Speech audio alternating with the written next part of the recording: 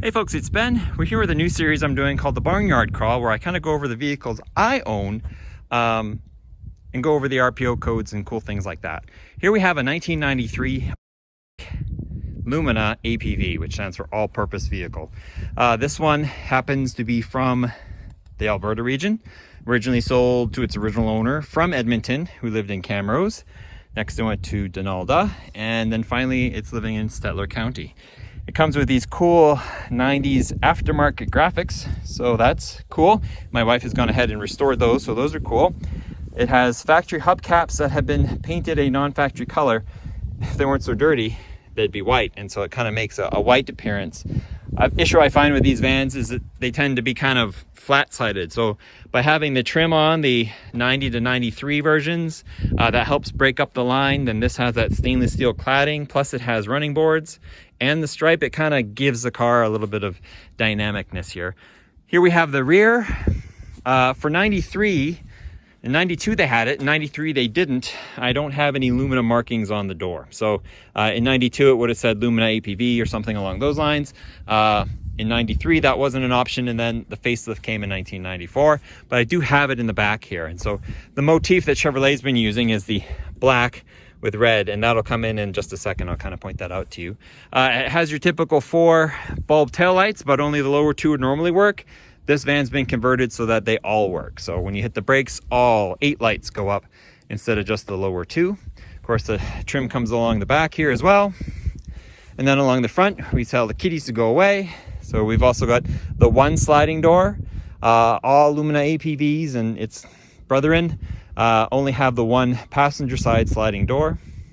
And going with the theme of the red and the black, even on the trim it's carried through. And so when I made these little badges, because the Pontiac Transports have the fact that they've got the 3.8 in them, spoiler alert, I wanted that too on mine, but I wanted to kind of keep the feel that the Chevys put across the theme here. So we'll go ahead and start off in the interior, because we kind of did a walk around, kind of poking through some neat options that are happening here. Things like, I think by this time the large mirrors were standard, but I think in the 1990s you could get smaller ones. And it has the deep tint glass. You could actually have this in just plain glass, and it's like a big fishbowl, right? Another option is probably the roof rack. Mine was actually missing one of the racks, so I had to go to a junkyard to find another one. And another thing variance you'll find between model years is, like, this is a 93, so the roof is black and this pillar is white. As you get older, they colorized more of the car so that it didn't look so spaceship-like. One of the cool features I found out when I bought it was that when you turn the key to unlock the door, it actually unlocks both front doors. And the first thing you notice is when you open it, you've got this little lever here. And apparently this isn't in later models, but if you actually pull this, it'll pop the fuel. So you can come back here, forget that you have to pop the lever, then go back over here, pop the lever, then come all the way back here. And a modification I plan to do shortly is on the later years, and I'm guessing that's just 94 and up. I don't need to undo that, do I? They actually had a cap here. So I'm gonna actually I have a cap from a later model year and glue the cap holder there, and I'm sure it'll work fine. There you go, but it locks, so you can actually pry it open you could pry it, but with a screwdriver, it just doesn't come open here.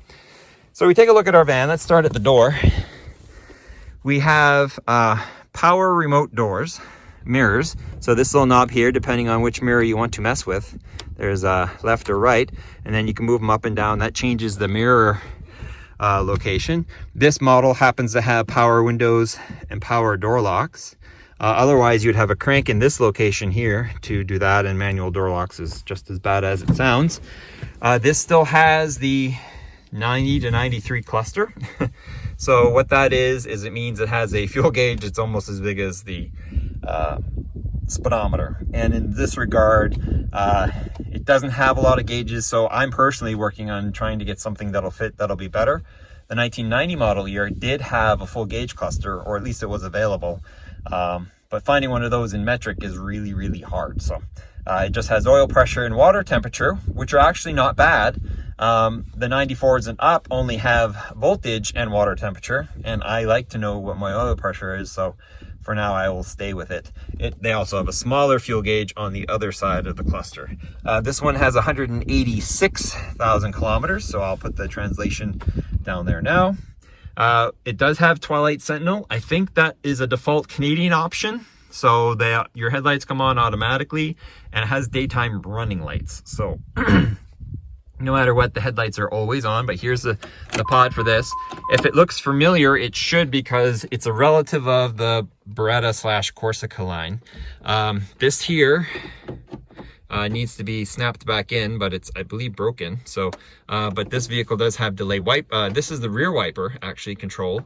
On, off, and delay. That's all the 3 choices you have. Even though it's got a slot to go up all the way, it doesn't. It just does the 3 things. If you want to squish, you got to push squirter, you push it in, and it goes like that.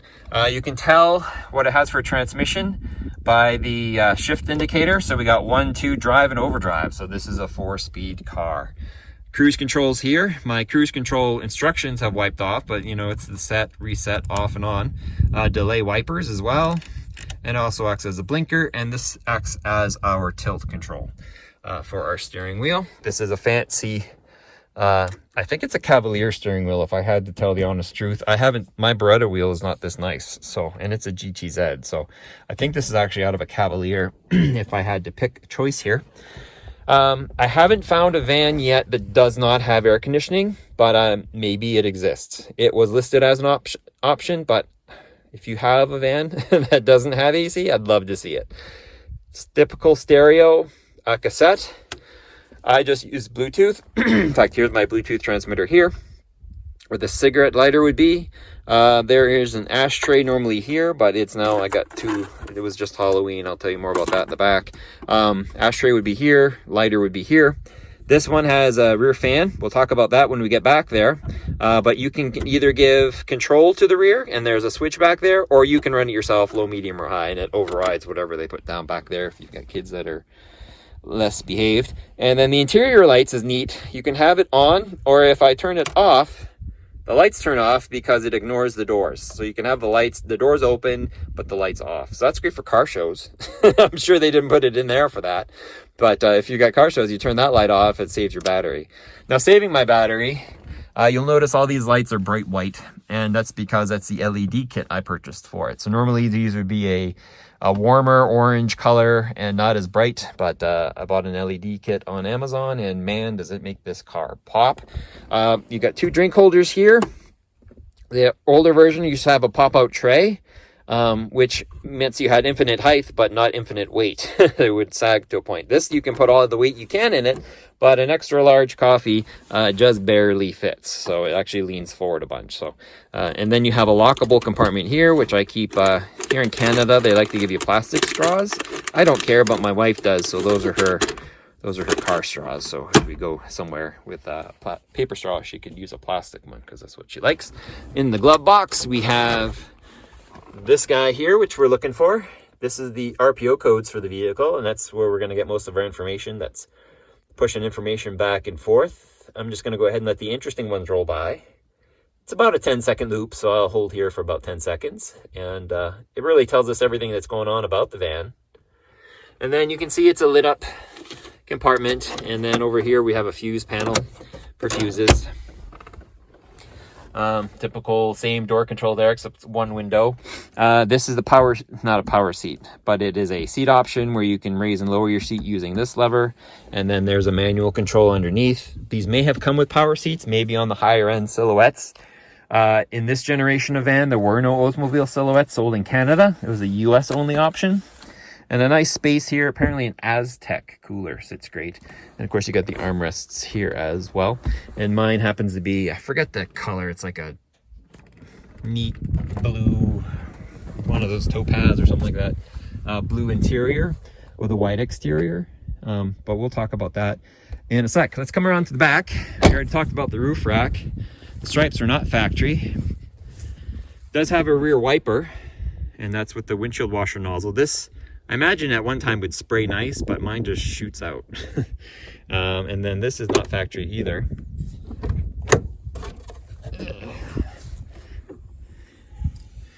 And then we get to our seats here, which we'll talk about in a minute. Some vans came with the option of having a compressor back here and air ride suspension. Oh, what have I got crammed in there?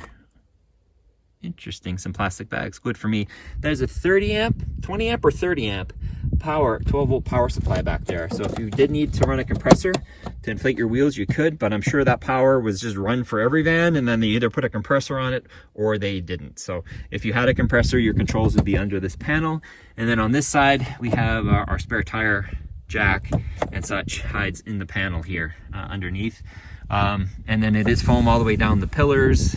And then these windows, and another project I've got coming up, will actually motorize these. They actually open, so you can get a little bit of ventilation back here. So that's pretty cool as well. And it's well lit back here even at night with these LEDs. They just shine down on your loading area. Not automated like today's cars. It's got a strap handle. I think later on, at least in Ventures and Uplanders, it was here, but this one has a side pull strap over here. And that's about all there is cooking on back here. That's the access port for the spare tire. It is a compact spare, dead underneath the car right there. And then your typical, we're looking at a, yeah, they did make them, a 1990 Celebrity station wagon chassis is really what this is running on. Modified, obviously, but that's where the technology comes from. Yeah, this is a 93, but essentially it's an A-body station wagon, which makes sense, I guess. Inside the door, and right now the door is actually locked open. So if you open it, you actually have to release the handle to close it. So it actually latches open, so you can drive with this open. So if you were opening cow gates or something like that, you know, going home or whatever, and you got gates, you can leave that open, have your kids kind of open the gates and whatever.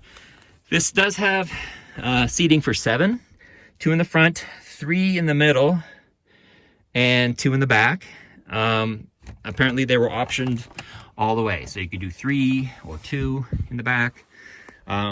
Later on, you could get optional child seats. That would be, this part would fold down and you could actually have a kid, and they're completely modular. And what I mean by that is you can take each one out individually. So like this seat here, which has got trick or treat candy stuffed in it still, if you pull this lever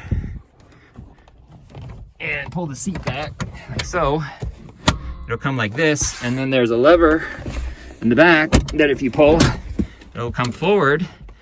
And so you can actually just open up some cargo space really quick. Or the other thing it can do, and that's important because when you have all seats kicked out, this one will need to get out of the way. So you can fold it up against the passenger seat. Your passengers can get to the back, and then you can fold, and it's back again. Another level releases the seat from it, and you can carry it out. Marketing says it's 34 pounds. They are awkward when they're not in the van. There's just no, these are armor-alled up. They're really slippery, so they just don't sit anywhere well.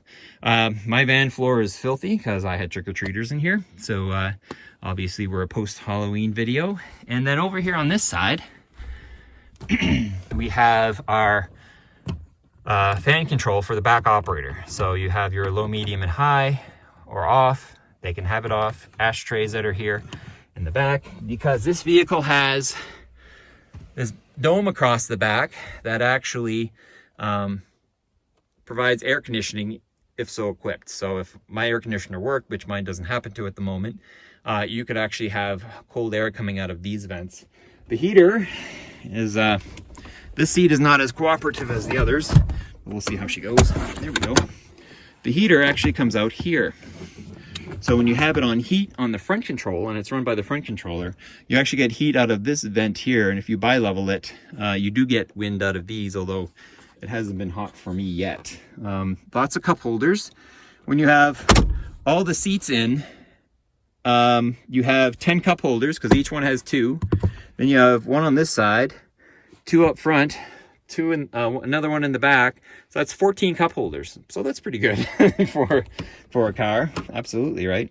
And then, yeah, I can pull that lever and up this one goes. It's a chair again. And there's a spider. You can control the tilting back of the seat by just tilting this knob here. As you see, it rotates the chair back and forth. And a little cargo net there for that. That light's probably the best LED light. It just really illuminates the cab. And I've also changed, you have a mid light here, and then the map lights are a different bulb that I didn't actually get a replacement for, but they do operate like that for those readers. Back seat, guys, sorry suckers.